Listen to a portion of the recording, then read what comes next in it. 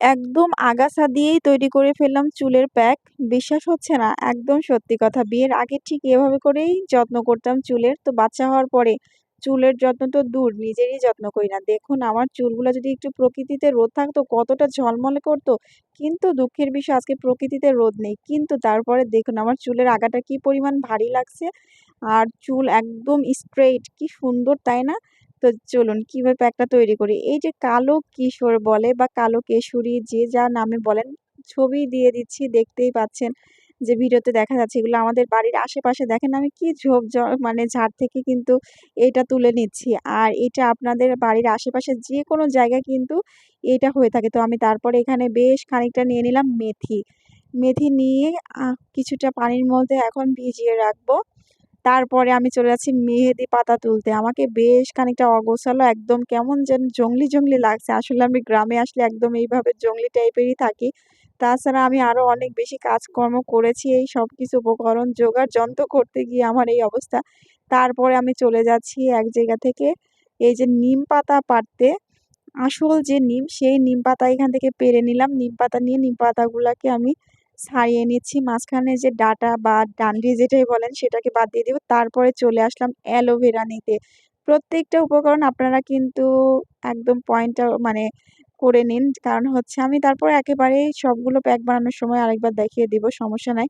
তারপরে আমি কিন্তু অ্যালোভেরা থেকে সবগুলো মানে জেল ভেতর থেকে বের করে নিচ্ছি। আর এগুলো এত ভালো জেল যে হাত দিয়েই খুব সুন্দরভাবে মানে বের করা যাচ্ছিল, কোনো প্যারা নিতে হয় নাই। তো আমি এভাবে করে কিন্তু প্রত্যেকটার মানে ২ টা অ্যালোভেরার মধ্যে থেকে জেল বের করে নিয়েছি। তারপরে আমি নিম পাতা, তারপরে হচ্ছে কালো কিশোর, তারপরে হচ্ছে মেহেদি পাতা এই সবগুলা ভালো করে ধুয়ে নিচ্ছি পরিষ্কার পানি দিয়ে। বেশ কয়েকবার ধুয়েছি, ভিডিওতে এতবার দেখানো আসলে মানে একটু ভিডিওটা লং হয়ে যাবে। এজন্য আমি একবার করে দেখিয়ে দিচ্ছি। সবগুলা কিন্তু ভালো করে চকচকে করে কিন্তু আমি ধুয়ে নিয়েছি। ধুয়ে নিয়ে আমি একটা ব্লেন্ডার জারে নিয়ে নিবো এগুলাকে ব্লেন্ডার করার জন্য। এগুলা আসলে হাতেও বাটা যায় কিন্তু আমার হাতে বেটে-টেটে নেওয়া একটু প্যারা মনে হচ্ছিল।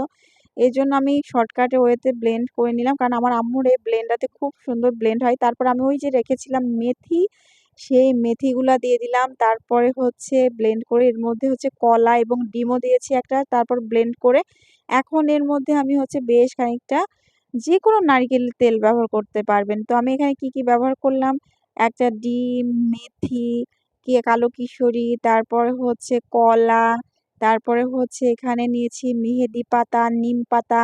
আমার আরো উপকরণ মিসিং কারণ আমি গ্রামে আসছি তো এখানে মধুটা এড করতে পারলে আরো ভালো হতো।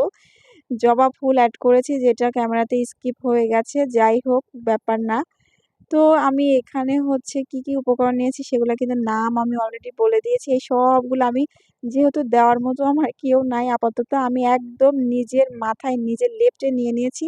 নিয়ে বেশ কয়েক ঘন্টা রেখে এই যে এখন ফাইনাল লুক দেখেন আমার চুলের কি সুন্দর লাগছে বাবা! আমি সবসময় এভাবে করে চুলের যত্ন করি বিয়ের আগে থেকেই। আমার চুলগুলা যে কেউ নাড়তে এত বেশি পছন্দ করত। স্কুলে গেলে বান্ধবীরা নাড়বে। বড় যারা সিনিয়র আপুরা ছিল আগে সবসময় আমার চুলগুলা ধরে টানাটানি করত। বলতো, "তোর চুল এত ক্লিন আর এত সুন্দর। কোন রকম কোনো উকুন হবে না। উকুন যদি মাথায় থাকে, উকুন কিন্তু একদম দূরে পালাবে। কারণ এর মধ্যে নিমপাতা দেওয়া আছে। মাশাআল্লাহ চুলের দেখেন একবার নেওয়াতেই কি অবস্থা। যদি ২৪ ঘন্টা পর মাথা শ্যাম্পু করা যায় আরো ভালো হয়। কিন্তু আমি বেবি আছে তো সাথে, সাথেই করে ফেলেছি ঘন্টা খানিক রেখেই।"